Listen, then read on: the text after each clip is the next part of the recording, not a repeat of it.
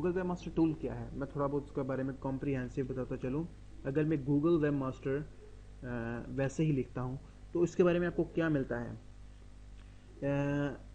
You want to be found on the web. We want to help get data tools and diagnostics, and for a healthy Google friendly site, sign into search console, get started. So Google web master tool क्या है, आपको तो मैं भी समझ नहीं आया होगा, मैं समझाता हूँ। ये बहुत ही क्वाइट इजी सेटअप है। फर्स्ट टाइम जब मैंने देखा था 2012 के अंदर, तो मैं भी बिल्कुल नहीं समझ पाया था कि ये चीज़ क्या है भाई, क्योंकि 2012 में मैंने अपनी ब्लॉगिंग जर्नी का आगाज़ किया था और उसी टाइम में इन्हीं आईटी की टूल से, इन्हीं गैजेट्स से मेरी रेलिवेंसी स्टार्ट हुई थी। इन चीज़ों से मेरी इंटरेक्शन स्टार्ट हुई थी। उसके बाद देखा जाए तो गूगल वेब मास्टर टूल एक ऐसी चीज़ है, मैं एक सिंपल अपने वर्ड्स में आपको एक इसकी तारीफ बताता हूँ। Google web master tool is a tool, ये एक ऐसी टूल है जो कि आपसे आपकी वेबसाइट की कंप्लीट एनालिसिस रिपोर्ट देती है। वो एनालिसिस रिपोर्ट भी देती है जो सर्च इंजन उसकी क्रॉल करता है, और सर्च इंजन क्रॉलर अपनी तमाम रिकॉर्ड्स, अपने तमाम सर्च इंजन की जितनी भी उसकी एक्टिविटीज़ होती हैं आपकी साइट से रेलिवेंट, वो इस गूगल वेब मास्टर टूल में लाकर रिकॉर्ड करता है, आपको शो करता है। और सर्च इंजन क्रॉलर मीन्स के सर्च इंजन क्रॉलर के साथ जुड़कर रहने का यही एक तरीका है जो कि गूगल वेब मास्टर टूल है। याहू का भी अपना गूगल वेब मास्टर, याहू का भी वेब मास्टर टूल है। जहाँ तक मुझे याद है बिंग का भी अपना वेब मास्टर टूल है। जहाँ तक मुझे याद है रशियन सर्च इंजन यांडेक्स का भी अपना वेब मास्टर टूल है। और चाइना का जो सर्च इंजन है बैदू.com, उसका भी अपना वेब मास्टर टूल है। तो डेफिनेटली लेकिन गूगल सबसे इफेक्टिव है, ये सब जानते हैं। तो उसके बाद अब बात जो होनी जा रही है कि गूगल वेब मास्टर टूल का बनाने का मकसद क्या था। इसके बनाने का मकसद सिर्फ इतना था कि आप अपनी साइट को बना तो रहे हैं, लेकिन इसको गूगल के साथ कैसे आपने अटैचमेंट रखनी है कि गूगल आपकी साइट से अपडेट रहे। तो गूगल वेब मास्टर टूल का सिर्फ इतना मकसद है कि आपकी साइट से अपडेट रहे और आप गूगल के साथ अपडेट रहो और आप गूगल के साथ जुड़े रहो, मीन्स कि आपकी साइट गूगल के साथ जुड़ी रहे। तो इसका यूजेज किस तरह है कि आपको बस एक जीमेल का अकाउंट चाहिए होता है। जैसे कि मैं ऑलरेडी अपने जीमेल में लॉगिन हूँ, तो अगर मैं इसमें साइन इन करना चाहूँ, इसको मैं कुछ इस तरह भी लिखता हूँ कि अगर आपने गूगल वेब मास्टर टूल में डायरेक्ट जाना हो, आप इस तरह लिख के भी जा सकते हैं google.com/webmasters। आप डायरेक्ट इस पेज पर रिडायरेक्ट हो जाएंगे और उसके बाद आपने यहाँ पर साइन इन करना है। साइन इन करने के बाद आप यहाँ पर इस पेज पर आ जाएंगे। डेफिनेटली आपको ये यूआरएल्स और ये एड्रेसेस नहीं शो हो रहे होंगे क्योंकि ये मेरी साइट्स हैं और इस वक्त आपको इसलिए नहीं शो हो रहे ये चीज़ें, इसलिए ही नहीं शो हो रही क्योंकि आपने इस वक्त अपनी शायद कोई साइट ही को ऐड नहीं किया हुआ। तो सबसे पहले जब आप इस पेज पर आएंगे, इस वक्त मेरा अपना जीमेल का अकाउंट लॉगिन है और मैं गूगल वेब मास्टर में आ चुका हूँ। और जब आप इस पेज पे आएंगे, होपफुली कि आपको ये ना शो हो रही हो, लेकिन आपको डेफिनेटली ये बटन ज़रूर शो हो रहा होगा। इसका यहाँ तो यहाँ पे शो हो रहा होगा ऐड ए साइट, लेकिन ऐड ए साइट जो शो होता था वो 2013 में और 2012 में शो होता था, लेकिन अब यहाँ पर आ चुका है ऐड ए प्रॉपर्टी। सो अब मैं जैसे यहाँ पर ऐड करूँगा, क्लिक बटन पे क्लिक करूँगा, तो मुझसे यहाँ पर कहा जाएगा कि अपनी साइट को गूगल वेब मास्टर में ऐड करवाओ। सो मेरी साइट कौन सी है, मेरी साइट है knowledgeidea.com। तो मीन्स कि ये मेरी साइट का यूआरएल है, मीन्स कि यूनिवर्सल रिसोर्स लोकेटर, यूनिफॉर्म भी कह सकते हैं। तो मीन्स कि मेरी वेबसाइट का एक ये डोमेन है, आप डोमेन कह रहे हैं, आपकी आसानी के लिए डोमेन कह लेते हैं, इसको यूआरएल नहीं बोलते। आपने अपनी डोमेन को इसमें वेब मास्टर में ऐड करवाना है। तो उसका तरीक़ेकार क्या होगा, आपको मैंने उसको वहाँ से कॉपी कर लिया है और इसको यहाँ पेस्ट कर देते हैं।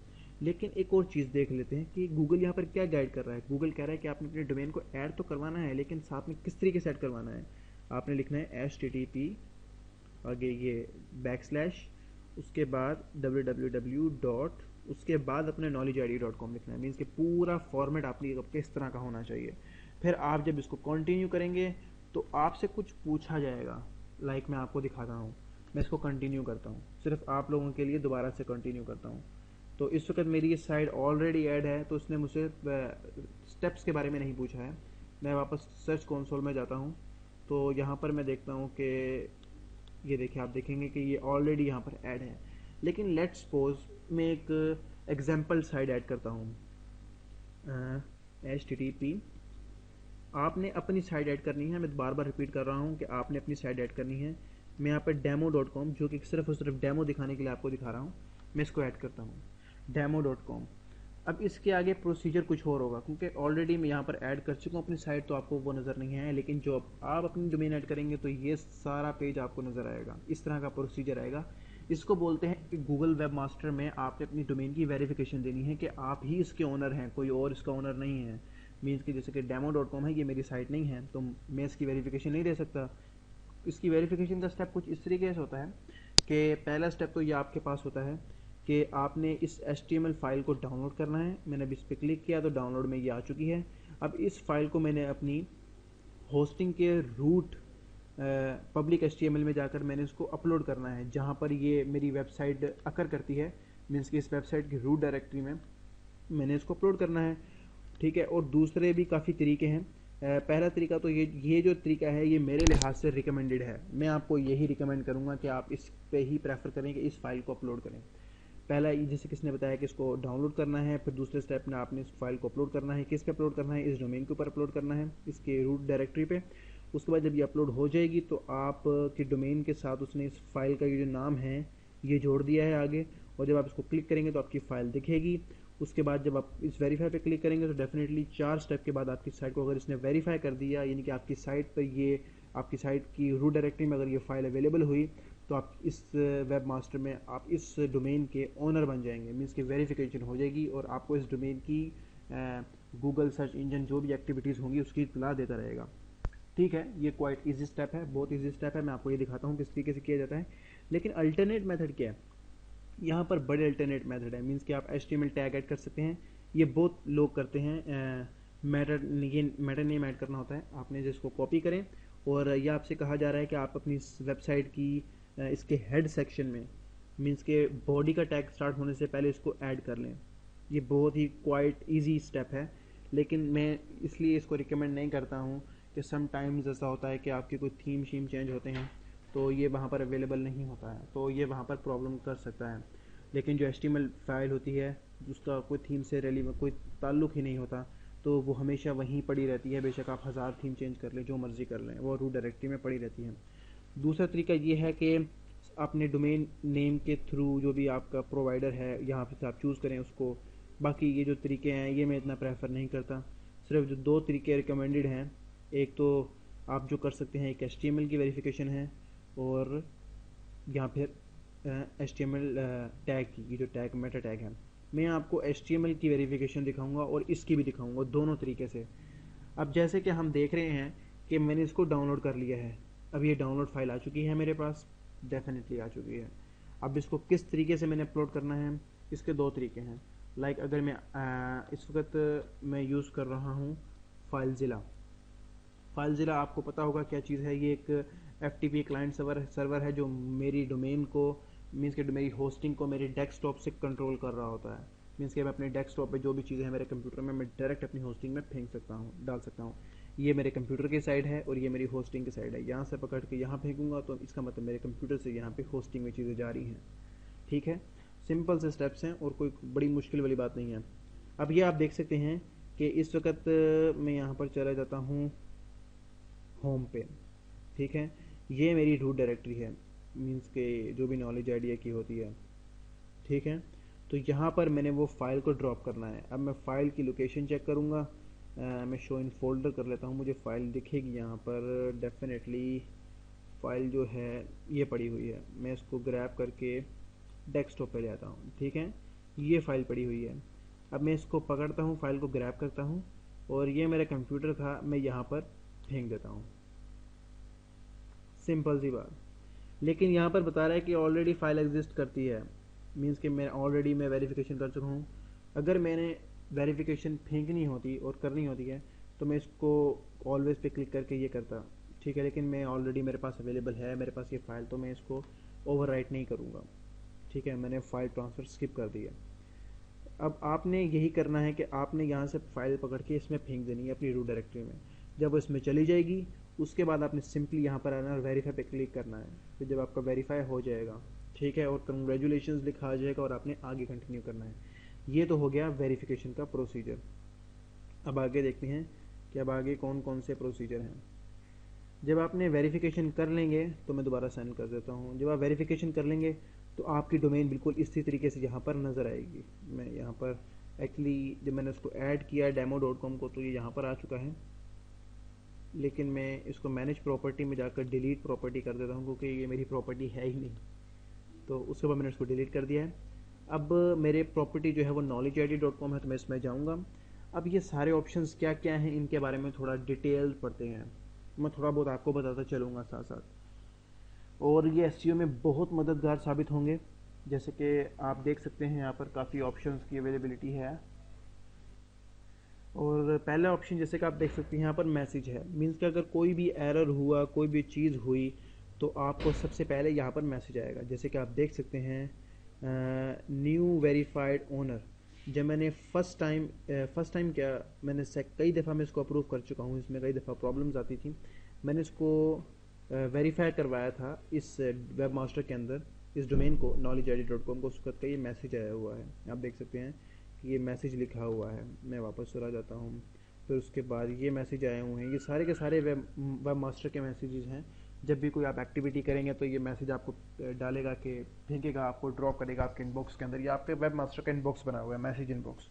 आपको यहाँ पर तमाम एक्टिविटीज़ के मैसेज आते रहेंगे कि ये काम सक्सेसफुली हो चुका है, ये प्रॉब्लम आ रहा है, ये एरर आ रहा है। अब सर्च प्रेफरेंस, ये क्या चीज़ है? स्ट्रक्चर डाटा, ये काफ़ी मार्कअप टूल्स के बारे में बताया जाता है यहाँ पर कि कहाँ कहाँ पर एरर्स हैं, कहाँ कहाँ पर नहीं हैं। तो इनके बारे में मैं थोड़ा बाद में बात करूँगा क्योंकि ये रिव्यूज़ के बारे में हैं और इनके बारे में हम डिटेल से बात करेंगे, लेकिन अभी नहीं, ये कुछ ज़्यादा डिटेल्स हो जाएगा। डाटा हाइलाइटर, इस टूल को भी मैं अभी यूटिलाइज़ नहीं कर रहा हूँ। तो आगे HTML इम्प्रूवमेंट्स, इसके बारे में डेफिनेटली आपसे बात करूँगा। इन दोनों के बारे में मैं आपको बता दूं कि मैं बाद में बात करूंगा, लेकिन अभी HTML इम्प्रूवमेंट्स के बारे में बात करते हैं। वो ये है कि HTML इम्प्रूवमेंट्स क्या है एक्चुअली, जो भी मैं आपको दिखाता चलूँ, शायद मेरे पास अवेलेबिलिटी होगी इस टाइम। अगर गूगल पे मैं लिखता हूँ ब्लॉगिंग, तो आपको पता होगा ब्लॉगिंग जब मैंने लिखा है कि मैं नीचे आ जाता हूँ, ये विकी, ये देखें blogging.org, ये मेटा टाइटल है, डेफिनेटली आप फेमिलियर होंगे, और ये उसकी डिस्क्रिप्शन है और ये उसकी URL है, मीन्स के blogging.org की। ये मेटा टाइटल हो गया, ये मेटा डिस्क्रिप्शन हो गई और ये उसकी URL हो गई। अब यहाँ पर यही चीज़ है, मीन्स के अगर किसी पेज में आपके किसी पोस्ट में, मीन्स के मेरी वेबसाइट पर अगर 350 पोस्टें हैं, 400 पोस्टें हैं, तो उसमें किसी पोस्ट में अगर मेटा डिस्क्रिप्शन डुप्लीकेट हुई, तो मीन्स कि कोई डुप्लीकेट हुई या उसमें अल्फाज ज़्यादा हुए जो कि लिमिट है, जैसे कि यहाँ पर आप देख सकते हैं, यहाँ पर शायद कोई ऐसी पोस्ट ना हो, लेकिन कई पोस्ट ऐसी आती हैं जिनके अल्फाज होते हैं तो यहाँ पर आगे डॉट डॉट स्टार्ट हो जाते हैं, और यहाँ पर कई डिस्क्रिप्शन आती हैं फिर डॉट डॉट स्टार्ट हो जाते हैं। ठीक है, तो यहाँ पर लॉन्ग मेटा डिस्क्रिप्शन इस वक्त किसी की भी नहीं है, ज़ीरो है। शॉर्ट मेटा डिस्क्रिप्शन भी किसी की नहीं है, लेकिन यहाँ बता रहा है कि आपकी वेबसाइट में 4 ऐसी पोस्टें हैं, 4 ऐसे पेज हैं जिनमें डुप्लीकेट मेटा डिस्क्रिप्शन है। मैं देखता हूँ कौन से भाई, कहाँ पर आ गई हैं ये। तो मैं दोबारा इस पर क्लिक करता हूँ तो वो बता रहा है कि पेज 2, पेज 5, पेज 8, ठीक है, और डेफिनेटली इन पर हो सकती हैं, क्योंकि मैं आपको दिखाता चलूँ साथ ही में कि इस वक्त 4 किस तरीके से कह रहा है। ये मेरे लिहाज से 4 कुछ इस तरीके से कह रहा है कि मेरी थ्योरी के अकॉर्डिंग कि ये 1 पेज है, ये 2nd पेज है, ये 3rd पेज है, उस तरह ही अप टू 25 पेजेस हैं। तो हर पेजेस पे होम पेज की, मीन्स के knowledgeid.com की जो प्राइमरी मैटर डिस्क्रिप्शन है वो शो हो रही है, तो इस तरीके से वो उसको डुप्लीकेट कर रहा है। तो मैं इसको ये इतना कोई इसको मैं इग्नोर कर दूंगा, ठीक है। लेकिन अगर यहाँ पे किसी पोस्ट से मिल रही होती है मैटर डिस्क्रिप्शन, तो मैं डेफिनेटली उस पोस्ट के ऊपर जाता तो उसको चेंज करता अपनी वेबसाइट के इंटरफेस से, यहाँ से, ठीक है। और अब दूसरी बात, यहाँ पर एक और मैसेज दे रहा है, मिसिंग टाइटल टैग्स, और किसी एक पोस्ट का दिखा रहा है। मैं उस पर चला जाता हूँ, मैं देखता हूँ कौन सा एरर है ये। तो यहाँ पर मिसिंग टाइटल टैग, वो साइट में आपका कह रहा है, ये भी इग्नोर कर देने वाली बात है, ठीक है। उसके बाद अब ये कह रहा है डुप्लीकेट टाइटल टैग्स, और यहाँ पर फिर से 4 की दे रहा है, और मुझे डेफिनेटली उम्मीद है कि वो डुप्लीकेट 4 टाइटल वही होंगे जो मैंने अभी आपको इसके, जैसे कि इसकी मेटा डिस्क्रिप्शन डुप्लीकेट बताई है, तो उसके डुप्लीकेट टाइटल्स भी वही होंगे। जैसे कि ये देखें, इसने होम पेज पे ही वो 4 पेजेस दिखाए हैं, यानी कि 2 पेजेस, 25 पेजेस, 3 पेजेस, ठीक है। तो इसको मैं इग्नोर कर दूंगा। अब जैसे कि यहाँ पर we did not detect any issue with index, मैंने अपनी साइट को कंप्लीट तौर पर ऑप्टिमाइजेबल बनाया हुआ है, तो इसलिए यहाँ पर एरर अवेलेबल नहीं है। लेकिन मुझे उम्मीद है, मुझे शक है, मुझे इस बात की इशू हो सकता है आपके ये जो इशू हैं ये आपकी साइट पर हो सकते हैं कुछ इस तरीके से कि आपकी साइट पर आपकी डिस्क्रिप्शन बड़ी हो सकती है, जैसे 150 से अबव होगी और जो टाइटल है वो 60 कैरेक्टर से अबव होगा, तो आप HTML इम्प्रूवमेंट्स में आकर उनको पकड़ सकते हैं, उनको कैच कर सकते हैं और उनको इम्प्रूव कर सकते हैं, उनको रिड्यूस कर सकते हैं, उनको मैक्सिमम कर सकते हैं। ठीक है, अब साइट लिंक्स पे आ जाते हैं। साइट लिंक्स क्या चीज़ है? अब मैं आपको एक और बात बता दूं कि आप साइट लिंक्स को बना नहीं सकते, आप साइट लिंक को डीमोड कर सकते हैं। साइट लिंक क्या होता है, अब ये भी देखते चलें। जैसे कि आप knowledgeidea.com में .com नहीं लिखता, ये कीवर्ड है knowledge idea, मैं इसको लिखता हूँ और इसको लिखने के बाद आप क्या देख रहे हैं कि मेरी वेबसाइट आ चुकी है, ठीक है, गूगल के ऊपर। लेकिन साथ में कुछ ये नीचे ये 2 लिंक भी आए हैं, ठीक है। अब ये 2 लिंक जो हैं ये साइट लिंक हैं, ठीक है। मीन्स कि ये मेरी वेबसाइट है, ये तो मेरी वेबसाइट का पेज हो गया, लेकिन साथ में इसने इन 2 साइडें ऐसी दी हैं जो कि साइट लिंक के तौर पर हैं। लेकिन अगर मैं यहाँ पर knowledgeidea.com पूरा लिखूँगा तो आप देखेंगे कि ये मेरी साइट है और साथ में नीचे ढेर सारे साइट लिंक्स आ रहे हैं, यानी कि साइट लिंक्स जो हैं वो यहाँ तक हैं, ठीक है। उसके बाद फिर से दूसरी ये मेरी साइट के दूसरे स्निप शो आना शुरू हो गए हैं, ठीक है। अब आप पहचानेंगे कैसे? जैसे कि मैं आपको एक और चीज़ भी दिखाता हूँ, ब्लॉगिंग, ये भी साइट लिंक्स में कंसीडर किए जाते हैं, ये भी साइट लिंक्स में कंसीडर किए जाते हैं, ये चीज़ें आपको पता होनी चाहिए। अब मैं देखता हूँ कि यहाँ पर कोई ऐसा पेज है जो कि साइट लिंक है, मुझे अच्छा नहीं लग रहा, मैं इनको बना नहीं सकता, मैं पहले ही आपको बता दूँ, इनको आप बना नहीं सकते हैं, ठीक है। ये you should need to be care about that, you cannot make site links as per your sites, okay, but you can demote site link as per your choice which you want to demote, okay. So if you do not like this one sitemap should be there, so just copy their URL which is showing in my status bar when I hover this one link, okay, just copy this one URL। आप इसकी जो भी आप page चाहते हैं जिसकी URL को आप डिमोट करना चाहते हैं, आप चाहते हैं कि ये साइट लिंक अच्छा नहीं लग रहा, इसकी जगह पर कोई और होना चाहिए, आप इसको हटाना चाहते हैं, तो आप उसकी URL को कॉपी करें और आप यहाँ पर लाकर उसकी URL को ड्रॉप कर दें सिंपली और डिमोट पे क्लिक कर दें। गूगल विद इन मिनट्स या विद इन डेज या विद इन जो भी गूगल जब भी क्रॉलर दोबारा आएगा चेक करेगा आपकी इस एक्टिविटी को यहाँ पर, तो गूगल उसको यहाँ से हटा देगा, उसकी जगह पे शायद कोई और आ जाए, ठीक है।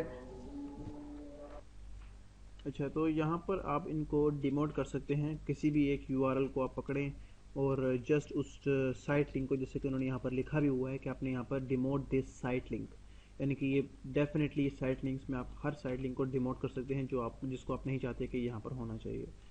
तो इस तरीके से आप किसी भी साइट लिंक को जो आपकी साइट का आपको अच्छा डिसअपीयर मीन्स कि आप डिसअपीयर कर सकते हैं, जो भी आपको रेलिवेंट नहीं लग रहा कि यहाँ पर नहीं होना चाहिए तो आप उसको डिसअपीयर कर सकते हैं।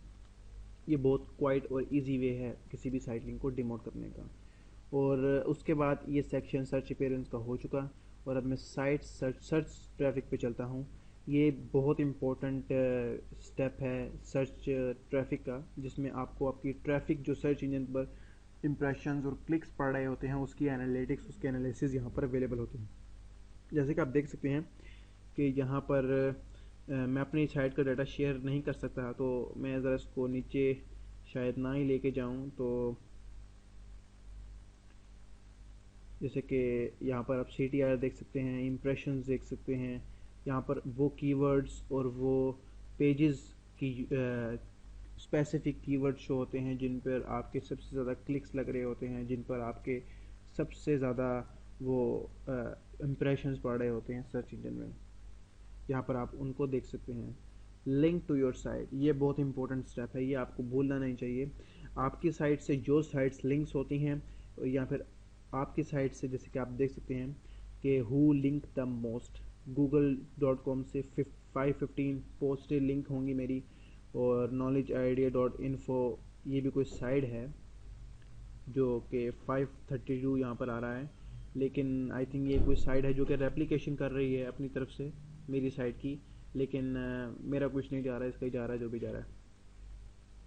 उसके बाद यहाँ पर scoop.com है, इस तरह की और भी साइट्स हैं जैसे कि scoop.com है, pinterest.com है, यूट्यूब है। और अगर मैं मोर पे भी क्लिक करता हूँ तो आप देख सकते हैं कि यहाँ पर टोटल टॉप 255 डोमेन्स जो कि मेरी साइट से लिंक हैं, यहाँ पर आप देख सकते हैं। उन्होंने मुझे लिंक किया हुआ है या मैंने उनको लिंक किया हुआ है, एक ही बात है कि इनके इतनी साइटों से मेरे वेबसाइट के रिलेशंस हैं और ये डेफिनेटली इंक्रीज़ हो रहे हैं और ये आपके भी इंक्रीज़ होंगे जैसे जैसे जैसे आप काम करते जाएंगे और मार्केट में। और your most linked content means के मेरे मोस्ट लिंक कंटेंट कौन से हैं, मींस के मेरे मोस्ट लिंक पोस्ट पेजेस कौन कौन से हैं। मेरी वेबसाइट जो है वो 151 से मींस कि जो अभी आपने देखी 250 जो भी 2050 वो 151 उसमें से मेरे जो लिंक्स हैं वो कितने हैं, सोर्स डोमेन जो हैं जो कि 151 हैं और उन्होंने कितने लिंक्स बनाए हुए हैं 665 को मेरी साइट से लिंक किया हुआ है डायरेक्ट। तो इस तरीके से काफ़ी पेजेस के बारे में आप यहाँ पर इंफॉर्मेशन देख सकते हैं, यानी कि तमाम एनालिसिस किसने आपको किससे लिंक किया हुआ है, कहाँ पर आपकी साइट के लिंक्स ट्रैक कर रहे हैं, कहाँ पर आपकी साइट के लिंक टारगेट हो रहे हैं, आप वो हर चीज़ यहाँ पर देख सकते हैं एनालिसिस। इंटरनल लिंक्स ये बहुत इंपॉर्टेंट है, इसमें आप ये देखेंगे कि आपकी साइट की जो पोस्ट है, एक पोस्ट दूसरे पोस्ट से कितनी बार लिंक हुई हुई है और दूसरी पोस्ट तीसरी पोस्ट, जैसे कि ये knowledgeidea.com जो है मेरी वेबसाइट के अंदर अंदर ही ये 2345 बार ये टाइम्स ये लिंक हुआ है और जो कि मेरे लिहाज से बहुत दफ़ा है ये। और उसके बाद यहाँ पर काफ़ी यहाँ पर आप देख सकते हैं 355 पेजेस हैं, बहुत ज़्यादा है, मैं हर एक को नहीं दिखा सकता। तो अब जहाँ से खुद ही अंदाज़ा लगा लें कि ये इंटरनल लिंक्स हैं जो आपकी साइट में बने हुए हैं। उसके बाद मैनुअल एक्शंस हैं, मैनुअल एक्शंस में आ जाएं तो मैनुअल एक्शंस में ये इस वक्त वेब स्पैम एक्शंस जो भी होते हैं, कोई भी आपकी वेब स्पैमिंग हो तो यहाँ पर आपकी आ जाती है, लेकिन इस वक्त तक मेरी कोई नहीं हुई यहाँ पर स्पैमिंग, तो यहाँ पर अवेलेबल नहीं है। इंटरनेशनल टारगेटिंग, यहाँ पर अगर आपने किसी चीज़ को इंटरनेशनल टारगेट करना हो, your site has no href language tag, Google uses href tags to match the user language preference to the right variation of your page। इस पे आप कंट्री को टारगेट कर सकते हैं, लेकिन मैं आपको प्रेफर करूँगा कि आप इसको गिव अप करें, उसको ना चूज़ करें। मोबाइल यूजिबिलिटी, मोबाइल यूजिबिलिटी में आपने आप देख सकते हैं कि यहाँ पर जो भी एरर आएंगे आपके मोबाइल यूजेज के अंदर आप उनको देख सकते हैं और उनको इम्प्रूव कर सकते हैं। जैसे कि यहाँ पर बता रहा है कि व्यू पोर्ट कॉन्फ़िगर्ड जो है वो पेज विद पेज, एक पेज के साथ ये इशू है। तो अगर मैं उसके अंदर जाता हूँ तो मुझे उस पेज का बता भी रहा है, जबकि इस पेज की कोई ख़ास हैसियत नहीं है क्योंकि ये पेज पब्लिक व्यू के लिए नहीं है, ये सिर्फ और सिर्फ जो है सर्च इंजन को नज़र आता है। तो मैं मोबाइल यूजिबिलिटी में चला जाता हूँ और यहाँ पर दूसरे पेजेस भी आप हैं, आप उनको भी देख सकते हैं और जैसे कि हर पेजेस यहाँ पर अवेलेबल है। तो अब यहाँ पर आपको तमाम मोबाइल से जो रिस्पॉन्सिव इश्यूज़ आएंगे आप उनको देख सकते हैं, उनको सॉल्व कर सकते हैं।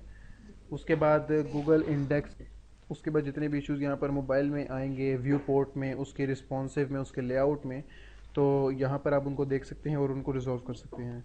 जैसे कि मैं आपको दिखाता चलूँ कि अगर मैं इस साइट को जूम करता हूँ तो ये बिल्कुल मोबाइल फ्रेंडली बन जाती है। लाइक ये आप देख सकते हैं कि यहाँ पर जो पूरा कंटेंट है वो मर्ज हो चुका है और ये बिल्कुल मोबाइल फ्रेंडली बन चुकी है। इसी तरीके से अगर कोई पेज पे मोबाइल फ्रेंडली नहीं होगी, थोड़ा बहुत कंटेंट का इश्यूज होगा, तो आप डेफिनेटली उसका एरर जो है वो अपने मोबाइल यूजिबिलिटी के अंदर देख सकते हैं और उनको रिजॉल्व कर सकते हैं। गूगल इंडेक्स, गूगल इंडेक्स ने आपकी कितनी इंडेक्स की हैं अभी तक आप देख सकते हैं 414 गूगल ने मेरी वो इंडेक्स कर चुका है। मैं इस पर ज़रा the total number of URLs from your site that have been added to Google index. तो आप देख सकते हैं कि तारीखें भी दे रहा है कि साथ साथ पहले स्टार्ट में कितनी थी, फिर ऐसा ऐसा ये इंक्रीज़ होना शुरू हुई, फिर ये मैक्सिमम पे जाकर 414 शो कर रहा है। उसके बाद कंटेंट कीवर्ड्स के, कंटेंट में कीवर्ड्स कौन से इंपॉर्टेंट है, जैसे कि एसईओ है, कंटेंट में कितनी बार यूटिलाइज हुआ है, वर्डप्रेस कितनी बार यूटिलाइज हुआ है। तो इसी तरीके से हर कीवर्ड की यहाँ पर स्ट्रेंथ अवेलेबल है। ब्लॉग रिसोर्सेज, यहाँ पर page affected rendering without certain resources can impair the indexes of your web page. यहाँ पर इसको मैं अभी गिव अप करता हूँ इसको, क्योंकि ये एरर भी जो शो कर रहा है। हाँ, कुछ ऐसी ये जो हैं ये ज़रा सर्वर साइड के इश्यूज़ हैं। मीन्स कि अगर कोई स्क्रिप्टिंग के इश्यूज़ आ रहे होंगे ब्लॉक के, तो ये यहाँ पर शो करेगा। ये ज़रा भी आपको समझ नहीं आएगा, ये इस पे भी तब भी बात करेंगे जब हम सर्च स्ट्रक्चर डाटा पे बात करेंगे। Remove URLs,